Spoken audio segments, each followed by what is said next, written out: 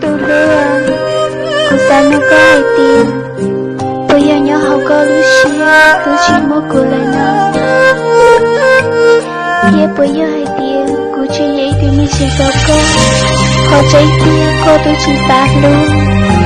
Cô trở lại đa cùng một học luôn. Học mong một học đi. Cô như chỉ luôn bây giờ năm. Bây giờ chỉ luôn họ chỉ khía cho cô. Ê dối chê cô anh hay nhói rồi liền ngô. Cô lên là nhói cho lúc cô mất liều. Cô dĩ bảo tiền cô dễ ý thương như chỉ đâu cô. Nếu tôi chỉ mong đi đã chỉ nhớ cho tiền nó đâu cô. Chỉ xa lưu khía đâu cô chỉ tôi xế đâu cô. Cô dĩ bảo tiền cô có mong thêm. Cho hai tiền mấy nữa. Cô mua lại chê cô ý xế. Muốn thiệt tôi ní cô có lưu tiếc con cho đồng. Cô dĩ bảo tiền cô cho thác cô nhớ cho tiền nó. Họ trên kia cô dĩ chỉ luôn. Tuy lúc cô dĩ hai tiền cô tới chỉ biết con. Cô dĩ hai tiền cô tới chỉ biết con. Ê cô thấy chỉ xa luôn. Tới chỉ cô chỉ tôi xế cho cô. Cô biết có yêu ở tao linh cho cô luôn cô chỉ tôi xế.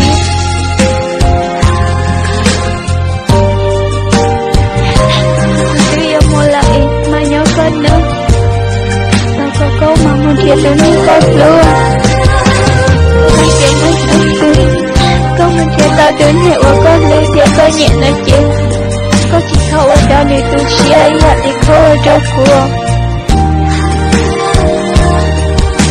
Nếu cô muốn tôi tao như là chịu.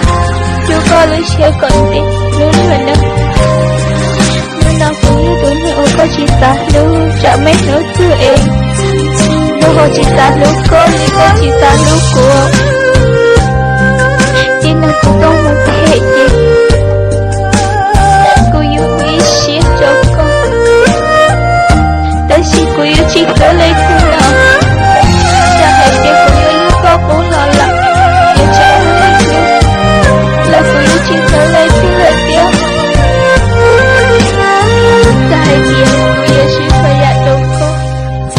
Em muốn nông tôi lý chỉ muốn là đi đất chi. Là cô chỉ tôi xuyên. Thọ có một có lưu ní cỡ rồi rồi. Nhưng mà lưu ý xuyên tôi lưu. Cô dễ bảo tiền cô cho một thế. Thọ có một có lưu ní cỡ rồi nó. Nhưng mấy nếu tôi có nào hết tiền. Cô tôi lại nói chuyện. Thọ có không vô lối chơi cô thiên. Hai đứa cô chỉ tôi. Không mãi nó có mong. Nhà thật hồi lỗ. Chị chạy nhiều chỉ muốn đi ở chị là. Ta xì. Cô yêu ở chàng vô cô. Muốn tốt nữa cô. Cô yêu thì cô yêu chị vô cô là. Ê cô yêu ở chàng vô cô. Nó cứ yêu chị ở chị nhà nó chị. Nhớ trong hai chiếc một lúc cô. Em sẽ cô yêu nhớ cho cô. Một tóc ta cứ tiện đây nó. Mình đâu cũng có một. Tôi chỉ bảo cô là chỉ tôi xí. Tôi lưu à. Người đi tiện. Chị yêu chỉ mua lòng. Ôi yêu chỉ ta xin chỉ xin lòng. Hỏi có yêu tôi này ở cô đâu cha.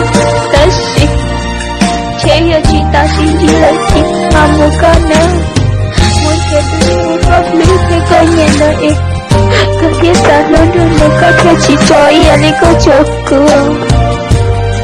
Đâu có chỉ thôi cho lý cô xí. Đâu có ở cho cô.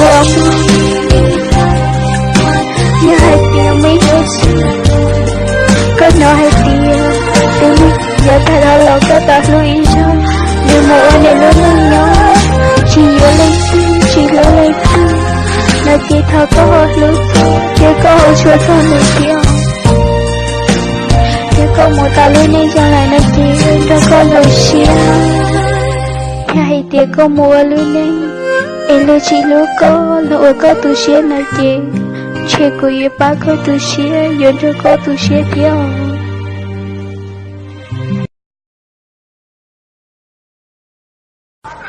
都